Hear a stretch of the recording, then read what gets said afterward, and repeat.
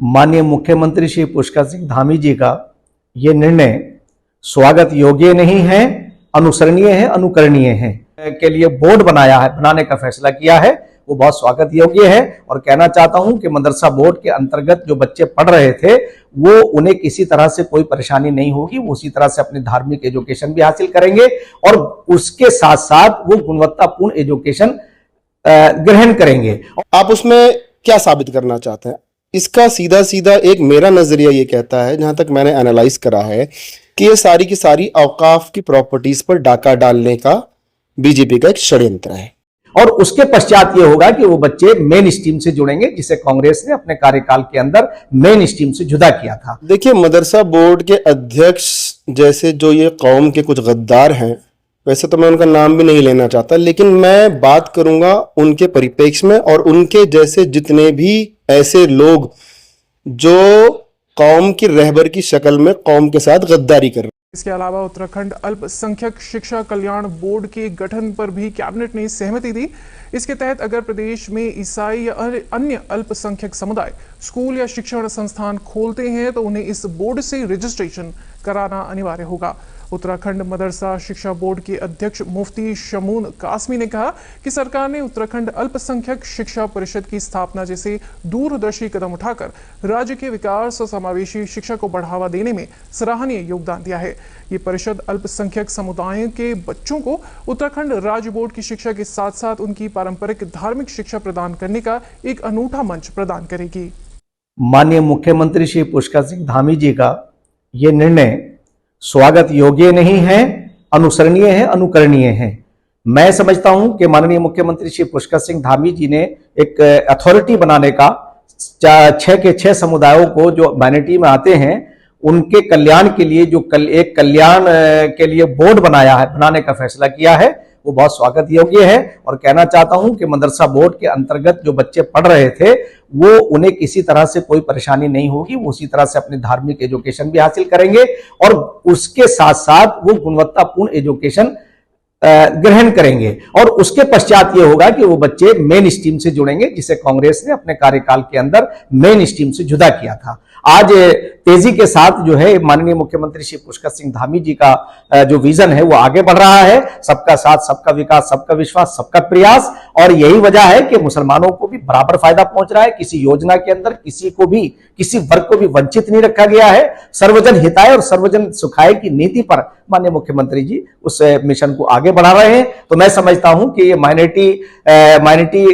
के तमाम समुदायों को लेकर के जो एक अथॉरिटी बनाने का फैसला माननीय मुख्यमंत्री जी ने किया है वो बहुत स्वागत योग्य है। और हमारे सचिव जिन्होंने इसके ऊपर बहुत बड़ी गहनता से माननीय मधुकर ढकाते जी ने इस चीज को बहुत ही बारीकी के साथ इन तमाम प्रावधान का अध्ययन किया है। और अध्ययन करने के बाद वो इस नतीजे पे हमारी पूरी सरकार पहुंची है कि हम अपने प्रदेश के तमाम बच्चों का विकास करेंगे, उन्हें गुणवत्तापूर्ण एजुकेशन देंगे, चाहे वो किसी भी समाज से हो।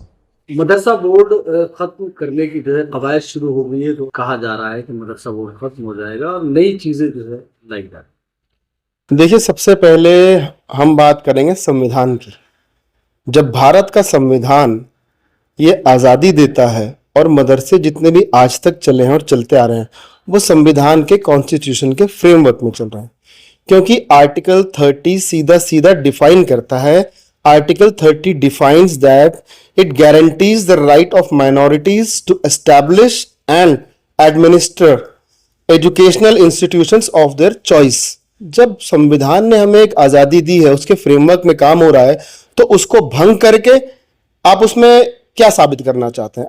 इसका सीधा सीधा एक मेरा नजरिया ये कहता है, जहां तक मैंने एनालाइज करा है, कि ये सारी की सारी औकाफ की प्रॉपर्टीज पर डाका डालने का बीजेपी का एक षड्यंत्र है। मदरसा बोर्ड के अध्यक्ष कह रहे हैं कि अगर मदरसा बोर्ड खत्म होता है, नई चीजें आती हैं, तो कोई मुसलमानों को परेशानी नहीं होगी, मुसलमानों को फायदा होगा। देखिए, मदरसा बोर्ड के अध्यक्ष जैसे जो ये कौम के कुछ गद्दार हैं, वैसे तो मैं उनका नाम भी नहीं लेना चाहता, लेकिन मैं बात करूंगा उनके परिप्रेक्ष्य में और उनके जैसे जितने भी ऐसे लोग जो कौम की रहबर की शक्ल में कौम के साथ गद्दारी कर रहे हैं, उनसे मैं चंद बातें कहना चाहूंगा। पहली बात है, मदरसा बोर्ड के अध्यक्ष, उनकी राजनीतिक जमीन हैसियत का क्या है? हम चैलेंज करते हैं उनको कि कहीं एक छोटा सा पार्षदी का या प्रधानी का चुनाव लड़ लें, समाज में राजनीतिक पकड़ क्या है उनकी पता चल जाएगी। दूसरी बात मैं ये कहना चाहता हूं कि वो कौन है समर्थन करने वाले, क्या वो कोई स्टेक होल्डर हैं या वो हमारी कौम के रहबर हैं। एक बात और मैं कहना चाहता हूं, अगर वो इस भाजपा के षड्यंत्र की पैरोकारी कर रहे हैं जिसमें औकाफ की प्रॉपर्टीज हड़पने की एक मंशा है, तो सबसे पहले शमून काजमी जितनी निजी संपत्ति है उनकी उसको भारत की सरकार को दान कर दे, उत्तराखंड की सरकार को दान कर दे, किसी भी सरकारी संस्था को दान कर दे।